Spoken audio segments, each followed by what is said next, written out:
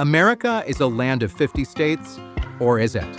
What if I told you there are places in the United States that don't quite belong, towns cut off from their home states, borders that make zero sense, and regions that were once their own countries?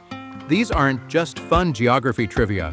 They're the forgotten stories that shaped America's map in strange, powerful, and sometimes hilarious ways. Today on NextGen Infomania, we're diving deep into the weirdest, most fascinating borders of the United States, places you were never taught in school. Tucked into a bend in the Mississippi River is a piece of Kentucky that looks like it wandered into Missouri by mistake. This is the Mississippi River, a tiny pocket of land completely surrounded by Missouri and Tennessee. You can only reach it from Tennessee. There's no direct road from Kentucky itself. So how did this happen? In 1812, one of the most powerful earthquakes in U.S. history shook the area, literally changing the course of the Mississippi River. When the dust settled, the bend was cut off, physically and politically. Today, fewer than 20 people live here, isolated not just by geography, but by history. Welcome to Four Corners, where Utah, Colorado, Arizona, and New Mexico all meet. It's the only place in America where you can stand in 4 states at once. Or, can you? Turns out, early surveyors might have placed the marker in the wrong spot by up to 1,800 feet. Thanks to 19th century mapping tech, the true quadrupoint may be slightly off. Still, the spot holds cultural significance, especially to Navajo and Ute tribes. And tourists? They love the Instagram moment, wrong spot or not.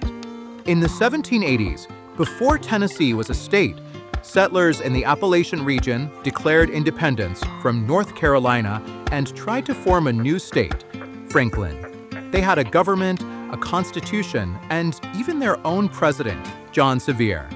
For a while, it looked like Franklin might join the U.S. as the 14th state, but Congress never recognized it. Franklin faded into obscurity, absorbed into Tennessee, a forgotten state that almost was. Want to visit part of the U.S. where you have to cross into Canada just to get there? Welcome to the Northwest Angle, Minnesota. It exists because of a mapping error in the 1783 Treaty of Paris. Early mapmakers believed the Mississippi River started farther north than it does, leading to this bizarre geographic blip. Today, it's the only part of the mainland U.S. north of the 49th parallel. Fewer than 100 people live here, and kids must take boats or drive through Canada to get to school. Before joining the U.S. in 1845, Texas was its own country, with an army, currency, and even foreign embassies. But Texas isn't alone. America almost had several more countries.